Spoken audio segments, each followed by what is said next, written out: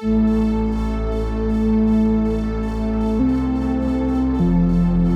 back to Vertical Blocks, where today we're very pleased to be joined by George and Kevin from Woo Network, as well as our Director of Business Development here at Fantom, Sam Harcourt. So thanks everyone for joining. It's great to have you here today. Thank you for having us. Yeah, thank you. Thank you, Juan. Pleasure to be here. We're really excited to have this conversation right now. Just to date it, it's November 17th. It's been an eventful week in crypto, and there's a lot of, I think, questions flying around, and a lot of things that are being scrutinized in the way that I believe they should be. So for our conversation today, it is an interesting crossroads in the sense that you guys over at Woo, offer a little bit of both worlds, and you're also essentially offering, to the best of my understanding, a bridge that connects those two worlds in a way that is going to be more seamless than what exists today. So if that's a fair enough way of introducing you, I'd like to hand it over to you guys to sort of share what Woo is and how Woo is positioned in the market, considering everything that's been going on recently. Sure. Yes. Kevin, do you want to go first? Yeah, I'll go first. So Woo, as you just mentioned, we offer products across both DeFi and CeFi.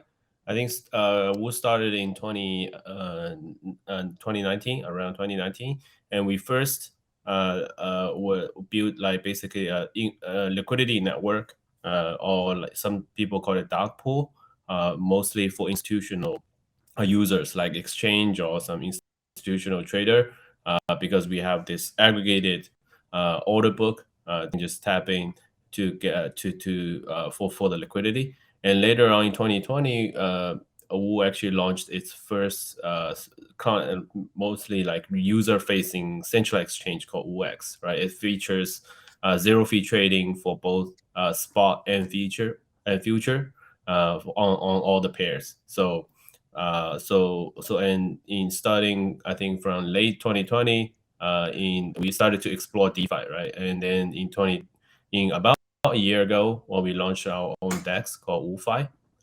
So WooFi is basically a swap and also earn. We also have Woo staking in the product.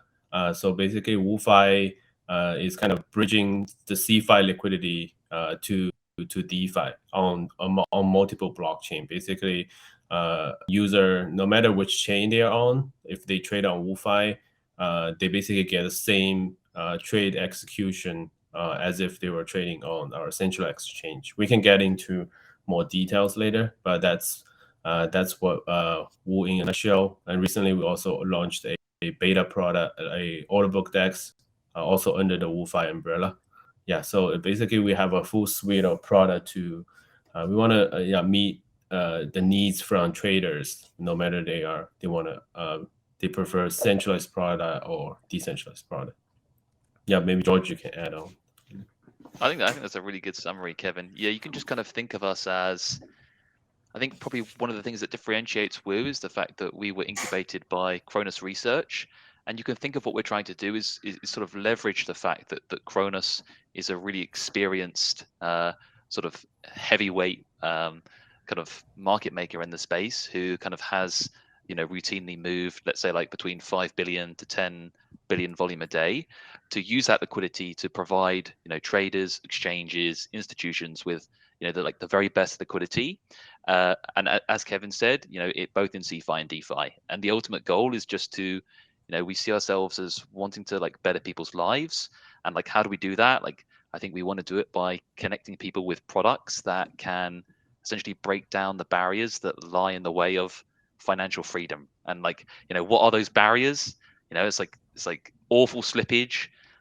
It's things like MEV attacks, and just subpar pricing. And I think we see ourselves as being a pivotal player in kind of eliminating all of those boundaries, right? And sort of helping people to climb the rungs of the ladder and sort of be the very best traders that they can be. That's cool. I think with everything that's going on, like Juan said, this week's been fairly volatile, especially around the spotlight on centralized exchanges. And I think what you guys see from your point of view, being operating both the SEX and the DEX, you probably see behind the scenes a lot more than your, someone like me who will just interact on the front end. What do you think the biggest barriers are, and why do people keep choosing centralized solutions over something like a DEX? And are you starting to see a transition from centralized exchanges to the DEX, or is it still going a majority of the volume towards that centralized solution? Yeah, I think for obvious reason, it's user experience, right? When you're using centralized exchange, it's very similar as like Web2 application. Just register your account, and then you don't have to like manage your private key and things like that. For people who are very like sophisticated in DeFi, managing private key is not an issue. But for like normal people, it's really hard. And also like when you're working, when you're using DeFi, a lot of time you have to like constantly switching blockchain network, and a lot of people probably couldn't tell like if they're on like Ethereum or Layer 2 or Fantom. It's really hard, and where your assets is, how to bridge it. It's just too complex for normal user. So most people, they just want to like create an account and deposit assets, maybe starting to trade, or just deposit assets and start to earn some yields, right? That's all they want. So yeah, so I mean, but the events in this week definitely it's kind of like a wake up call. Like people start to realize, oh, if the platform goes down, like there's nothing I can do, right? There's no way I can only see my account basically just got frozen. So I think these days, like the sales of like some of the hardware wallet kind of tenfolded. So I think people start to realize that self custody is really important. I think on the DeFi side, we really need to like put more efforts on improving the user experience. I think a lot of efforts has been a lot of like developers and teams are putting efforts in this space, like in terms of cross-chain bridging, also UI UX, and also yeah, I mean there's still a long way to go. I mean for DeFi, but people are start to realizing the importance of self custody. I think it's a trend. It's inevitable. Like as DeFi start to have better user experience, I think more and more user will just move from CeFi platform to DeFi. Yeah, I hope it isn't forgotten in history, and people just start to slowly, just forget about the events, and then just go, oh yeah, I'll just go for ease rather than safety. But hopefully, before it's forgotten, there are solutions out there, right? And it sounds like you guys are working on some. Cool. And yeah, and that's funny, right? Because I joined in 2017. Actually, at that time, most people are actually self-custody assets, because at that time, like people are joining ICO. Those ICO are not on centralized platform, right? It's like a smart contract. People just send funds there. People are more used to self-custody. Maybe that was because at that time the centralized platform are not that mature. But now I think in the past couple of years, the centralized platform the product is really become got really matured and have they provide a better user experience, faster than DeFi, right? So that's why a lot of people are more used to CeFi platform. Do you think like maybe security was also another like driving factor, and maybe what sort of encouraged people to move over to CeFi? Because like in DeFi, like you have that perception, right, of like shadowy supercoders, of like you fear about leaving your assets in particular vaults or earn products, because I always think of it as I used to think of it as like CeFi is kind of like like tank plating. It's very like hard to penetrate, because you have things like passwords, and you can like have multiple layers to prevent someone from like accessing your account and withdrawing your funds. Whereas in DeFi, I always thought of it as like it's more like steel plating. There's definitely mechanisms in place here with things like audits and various ways that products are trying to sort of secure their products, but it almost feels like your funds are closer to the hands of someone who could potentially get them. But it almost feels like what is happening now is like people have realized that there is also not only like the external threat, but also like there is actually an internal one as well. And this has been like a wake up call for many people, and it's probably a threat that not many people thought even existed. So that is probably what is also causing the mass exodus, right? Is that fear that what you think is safe actually isn't, and it's better for you to be the captain of your own funds than someone else. But yeah, it will take time. It will take time, I think, to regain trust on the behalf of many centralized exchanges, and through no fault of their own. It's simply maybe one bad actor has sort of unfortunately precipitated this. But I think you've got to remember, like one bad apple doesn't spoil the bunch, and I think that's a good way to look at this, right? And I think we will spring back.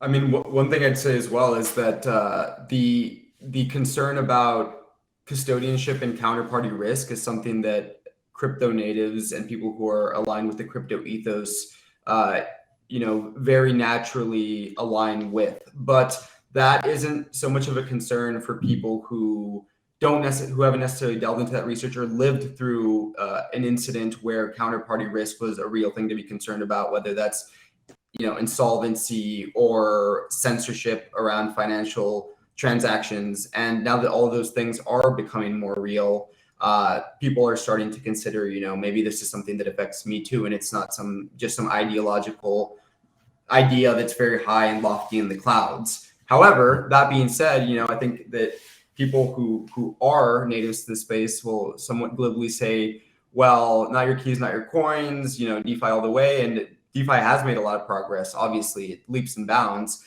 but there is another kind of counterparty risk that isn't exactly the way people would imagine it, as you said, George, which is smart contract risk, right? So, part of what we're working on as well is putting in systems and automating the processes to really audit that smart contract code in a continuous fashion. Of course, there's always things that are going to be discovered and patched along the way, and that progress will be exponential in terms of making those contracts more secure. But right now, I think there's some fear where people are stuck between a rock and a hard place. Either trust somebody else with your funds, or feel that you're confident enough to read the smart contract code yourself and be 100% sure that what's going to happen is what you intend to happen. So that's something that I think is going to take a long time from an educational perspective. But it's the events of this last week are certainly expediting the process. That being said, yes. One of the things you've kind of been mentioning, George, is like a retail audience getting and Kevin as well getting comfortable with DeFi, but with institutions, right? With institutions, especially with this order book model that you're bringing to DeFi, what do you see being the barrier for more institutions to start doing their daily activity on chain rather than in a centralized exchange? Like they have been doing so far? What are the barriers there? Yeah, a couple of things based on our interaction with the institutions.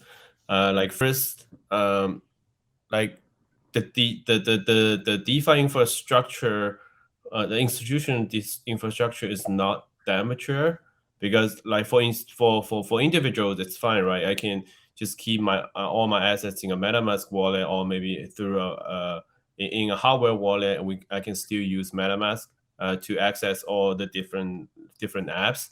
But in the institution, it's hard to just rely on one single person to do that. They have processes before you move assets or you do anything, you need like multiple approvals. So it's hard to give control of the assets just to one single person, right? Although you have some multi-sig wallet, but it's not like sometimes it's not very maybe some apps doesn't support it, and also like you need to basically approve on chain every time, right? But that's improving. Like some of the, for example, on the some of the custody providers, they are also in the past they only like basically provide custody solution for CeFi. Now their custody, providing custody solution that you can use your assets custody wallet to interact with DeFi. For example, like the MetaMask also has the institutional version that's developing. That I think that's one thing, and the other thing is maybe on the AML side, because when institution, like if they are trading on DeFi, for example, they don't know who they are trading against, right? So maybe they don't have the guarantee they are not like trading against like some terrorists or whatever. So it's hard for them to assess that risk. We found that's also one of the concern from institutions. So it's kind of, threefold, it sounds like. One is still just the compatibility of being able to use different applications with hardware wallets. Then there's the AML KYC concerns for companies that want to stay compliant. And then the last part is, I guess, just internal friction in terms of the usability when having to sign off on all these different transactions, where on a SEX, I guess it would be a lot more straightforward. But so that being said, one of the things that I read in your documentation is that you expect DeFi to gradually compete with centralized exchanges as DeFi matures, and part of what you're contributing to that process and that progress is bridging the liquidity between CeFi and DeFi. So maybe you could talk a little bit about how exactly that works and how that benefits traders. Right. So that's what we are doing with the WooFi. So WooFi, it's to user, it feels just like a swap. You swap asset between two assets, but behind the scene, it's not like AMM. It's we call that SPMM, synthetic proactive market maker. So basically, we use a bunch of techniques, including our own oracle, our own like market making algorithm. Basically, we can basically simulate our centralized exchange, the WooX order book on chain. So we have our own price fee, which is pushing the like the mid price, some spread, also liquidity, some parameters, constantly pushing those on chain. So our DEX can just when quote providing the quote to user, it's based on actually the liquidity of the centralized order book rather than like AMM.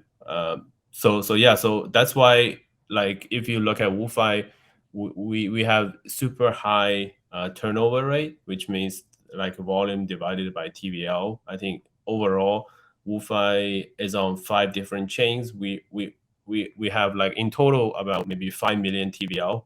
But I think last week on one day, we actually did almost 60 million in volume.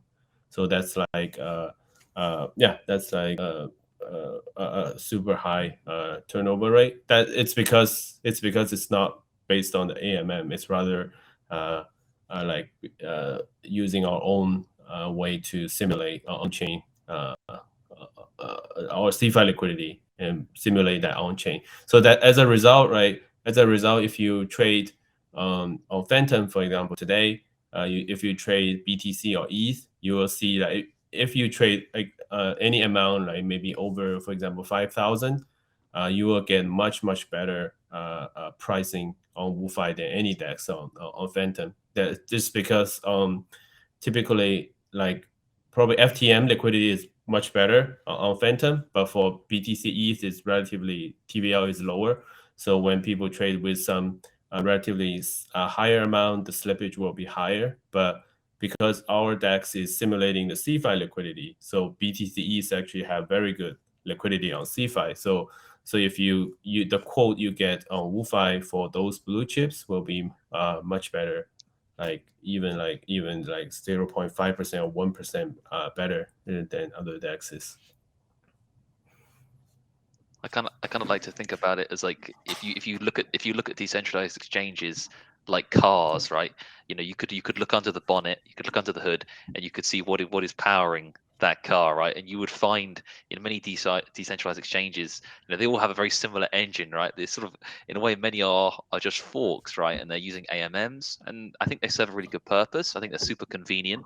It's great to be able to just go to any DEX and like swap long tail assets, because this is one of the joys of DeFi, right? Is that there are so many different coins. You want to have liquidity for all of these, and I think they sort of solve that issue.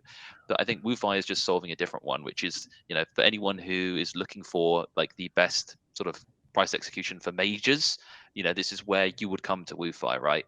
And I feel like WooFi is at a point where like I mean, if WooFi could like provide liquidity for let's say like assets beyond what it's doing right now. So if you think about it, it makes tradable Bitcoin, Ethereum, sort of other majors like Fantom, for example, right? Woo.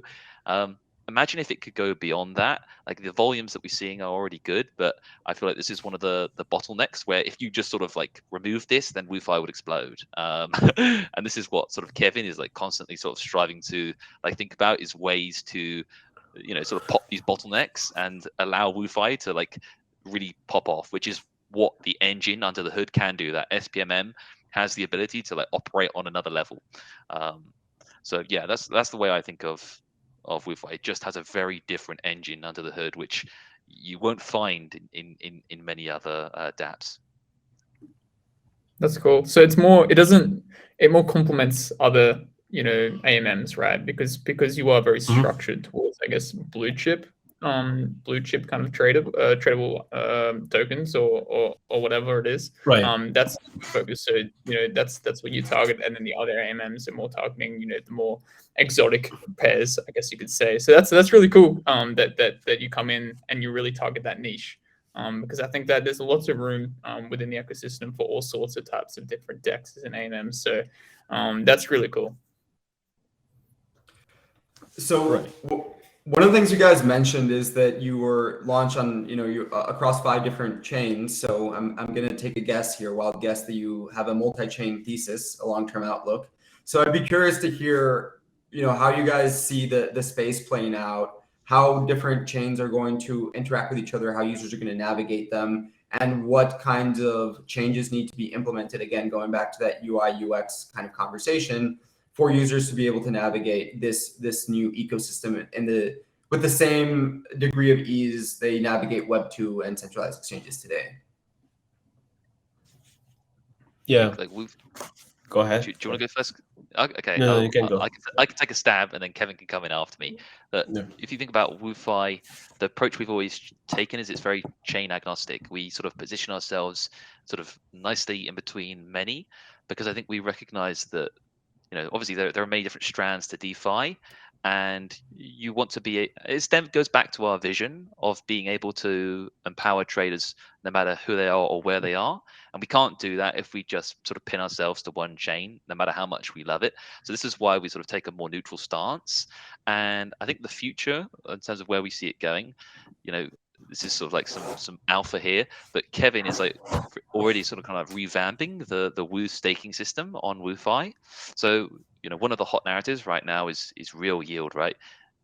In the bull run last year, we saw lots of kind of Ponzi-esque APYs that were sort of going into I don't even know, like 4 digits. It was pretty insane, and I think that's maybe made people realize that these yields aren't sustainable, that they are often marketing ploys sort of designed by projects to trap you in, and they're sort of fueled by really heavy token emissions that just end up dunking the price, right? So WooFi operates by a different system where we have a very low swap fee. It's like 0.025%, and we're just constantly generating like small amounts of money via this swap fee, which we're using to buy back Woo from the open market, and then we redistribute this to people staking Woo on different chains on WooFi, right? And at the moment, let's say if a particular chain is doing really well, like the stakers on that chain are eating really well, right? They're getting like really good yields.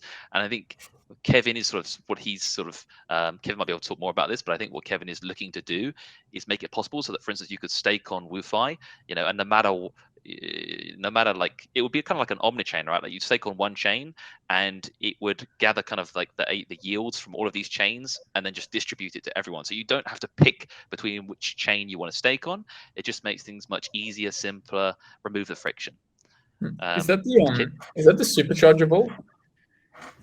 That's slightly No, different. that's just we can get into Supercharger Vault in a bit. I think George was talking about staking, right? Because right now our user can stake Wu on different blockchains, and the staker on each blockchain is actually earning yields from the swap fee on that particular blockchain. So that's why you see something has higher, more stake than the other. So what we find, like, because we kind of get involved in different blockchain ecosystem.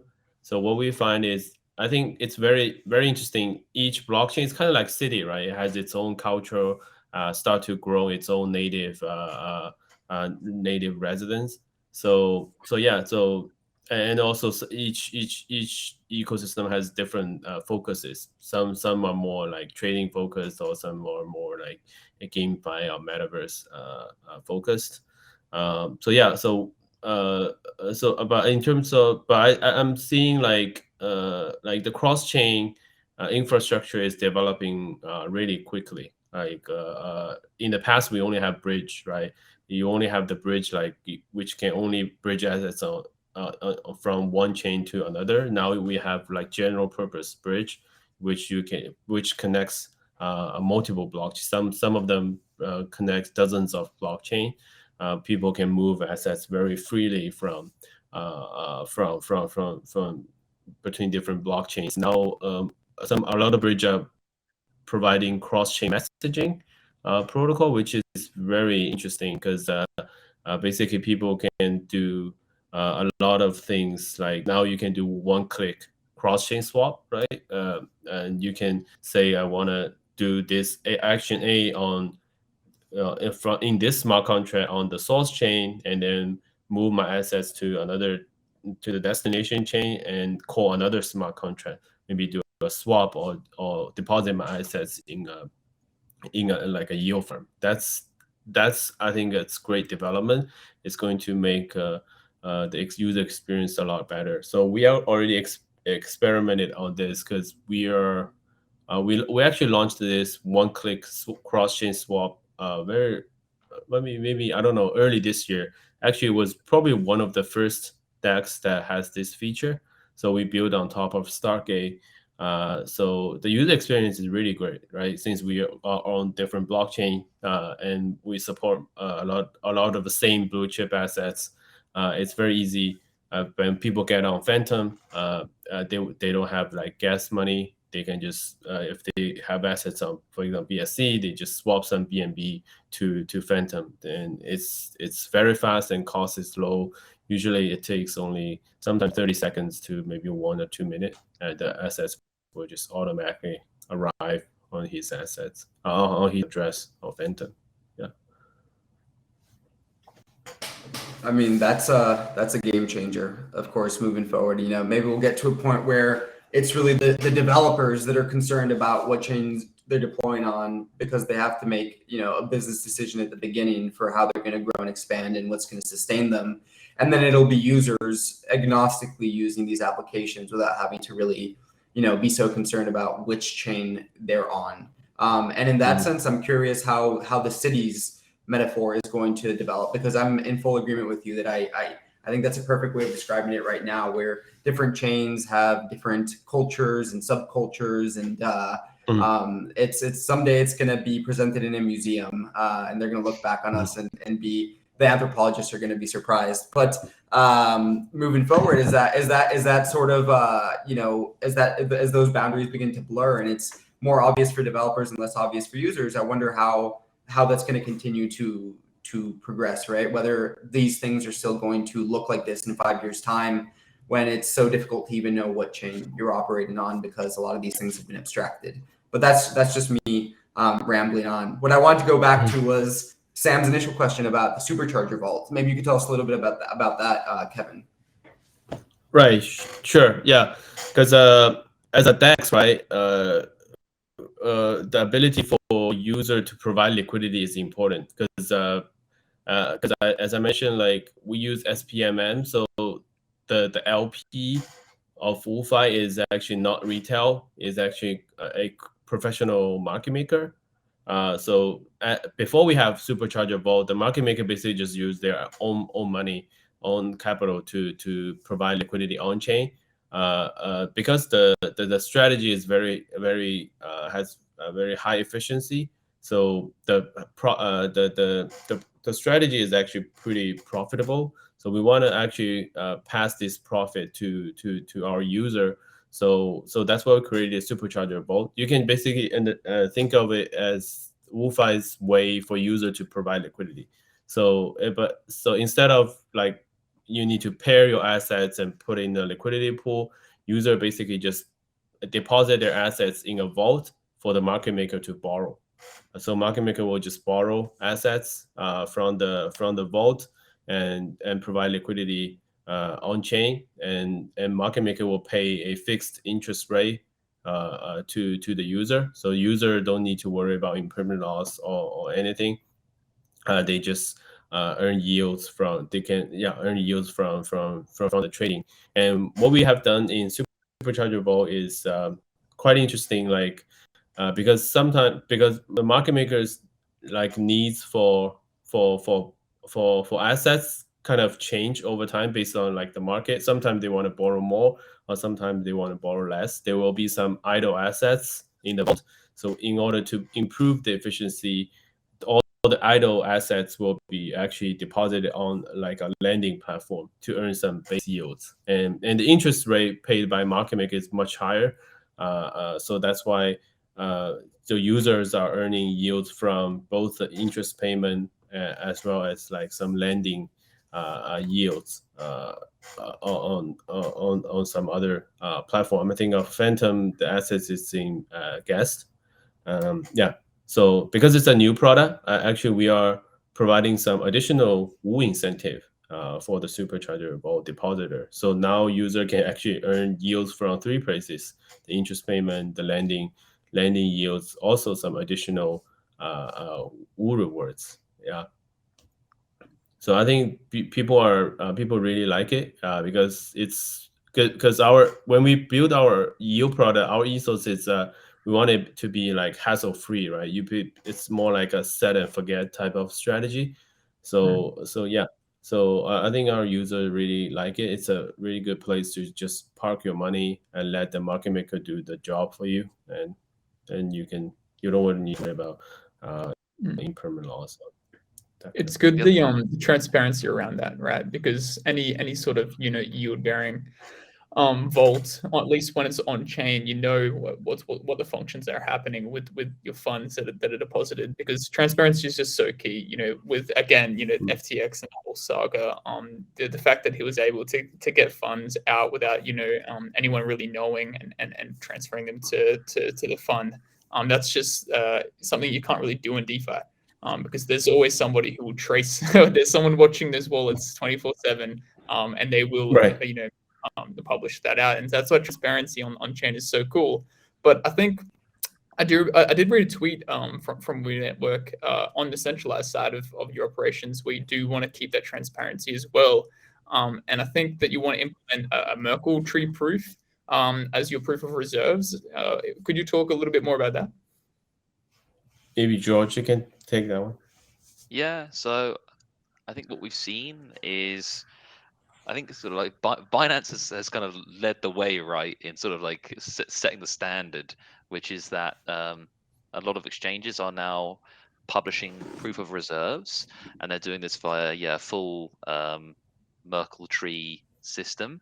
Where we stand on this is that we are going to do the same, but we see that information on its own just isn't really enough, because whilst you may have proof of reserves, I think it doesn't talk about any liabilities that you may have as well, which I think is just as important. This information needs to come side by side. You can't really have one without the other.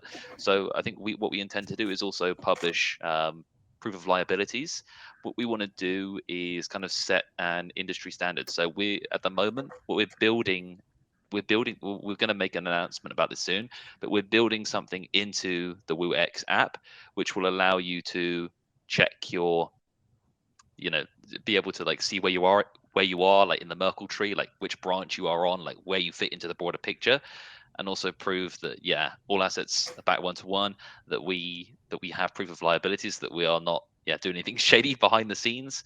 And I think this is really, really important, because I think community projects kind of live and die by communities, and we have worked so hard to like gain the trust of our community, and like this is why we are taking the steps to maybe even go like go a little bit beyond, to maybe reassure people in a time where I think fear can lead to kind of irrational decisions. And I think this will sort of be a major way for us to prove just how like secure we are in the systems that we have in place, because I think we've always had this sort of mindset that survival is the #1 game in crypto. It's like, you think this is the basic rule of crypto, right? That everyone who's been in the space for at least more than a year understands, because of the nature of shady actors, volatility. There are so many factors that can cause you to blow up. You have to always have that thought at the forefront of your mind, which is it's about survival, and having the risk management practices in place to make sure that you're going to be here for the long run. And I think that means like not falling into traps as well. Like if you look back in time, what always seems to have been the downfall, correct me if I'm wrong, of like projects, almost always seems to be greed. It's about trusting people, giving maybe even blind faith in people who sort of in a way present themselves as these kind of like messiahs who are untouchable. And they, how have these messiahs done it? They build these reputations, right? They get this clout. They use that to then reach out to projects, promising them things which really aren't sustainable, but projects believe it because, again, these actors make themselves seem infallible. And what has to be done in these scenarios is people have to maintain a level head. The due diligence has to be done. No matter how enticing something may be, you have to take a really deep look at crypto. Of any industry, crypto is the one where you should be looking like in between, like every line, to see if there's something dodgy.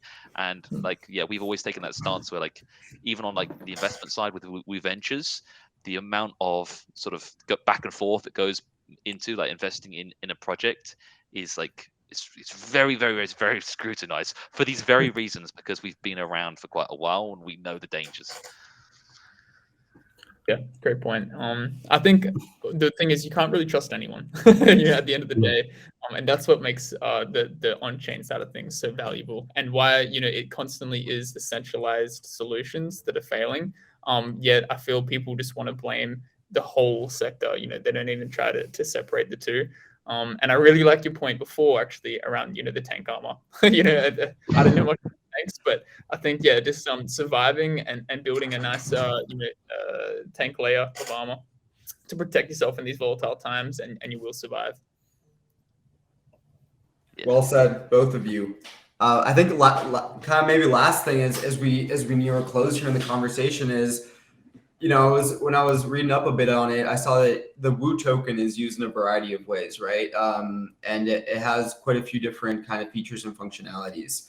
One of the changes that I'm seeing in the space is, especially newer projects launching, now they're not always launching with a token. Why? Because for some projects, the token works out really well. And for other projects, having a token is like a hot potato that you end up just juggling for the rest of your existence, right? Without really knowing what to do with it or why. And then everybody kind of asking you about it. And as a former podcast guest said once here, issuing tokens is in a way issuing a sort of debt to the community, where you are liable and responsible to answer to their demands to a certain extent, even if they didn't buy it directly, even if they bought it on the secondary market. And it creates a relationship that has positives, but it also has negatives. So I'm curious, with this tokenization model for the business as a whole, what do you think some of the strengths of it are? Where do you think that you're leveraging it efficiently? And what are some of the learnings that you can take away from having launched the Woo token? Yeah, maybe I can take because but to be honest, like the token was issued before I joined, so so it already existed. But I mean overall, as you mentioned, a token itself is not a business model. A lot of people they build a project. I think the only purpose or the only product is the token. Right? But the token should be part of your product, and also have a very clear utility and value capture. So yeah, I think at the beginning we only had the centralized product. If you hold Wu token, you can obviously get like zero fee trading. That's the key. That's the key utility.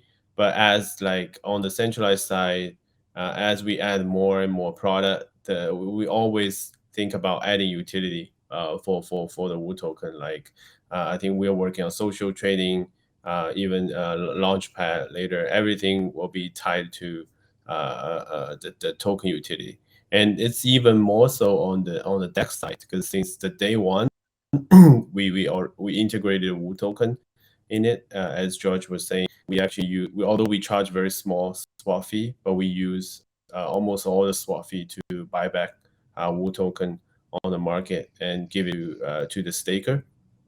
And we only in a year we already bought back 2 million Wu token. So it's like overall the protocol is actually causing, basically is making Wu deflationary instead of inflationary, because for most of the DEX is actually just basically creating a lot of token emission, right? So yeah, I mean, I think on having a token definitely is good for like because it kind of create a community, right? Without token, you don't really have like a very closed community. But with a token, like you have a very strong community who share your vision, and then if you are able to create really organic utility and also value capturing, so they can they feel really let the like token holder to be like the owner of your product, so they get benefits as your product grow, right? So that has to be, those needs to be like built in your product. So yeah, that's all. Like I think especially on the debt side, that's the first priority when we launch any new product. We just mentioned, the WuFi DEX is an order book DEX, although it's still in beta. So in the future, it's also going to have create a lot of new utility for the Wu token. That's awesome. That's awesome. I mean, I'm excited to see how that beta product progresses and sort of its adoption is as we see this become more of a mainstream thing and it gains wider recognition. So maybe this podcast is the first step in pushing in that direction. So Sam, anything else you want to ask the Wu team before we start to wrap up here?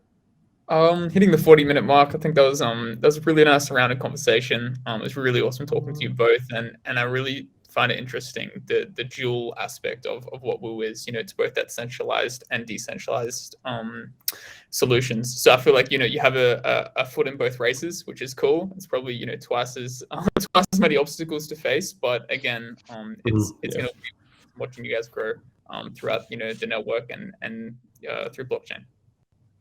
For sure. Thank you guys so much. Where can people follow you to learn more about what you're working on, read up on Wu Network? What's the best place to get involved and get a grasp on what's happening? Yeah, make sure to follow us on Twitter. Our handle is @WuNetwork, and what you'll find is we have like a Barracuda link. If you click at the top on the Barracuda link, it will take you through to all of our socials. We're on Discord, Reddit, Telegram, CoinMarketCap, Binance Buzz, Instagram, you name it, we're pretty much there.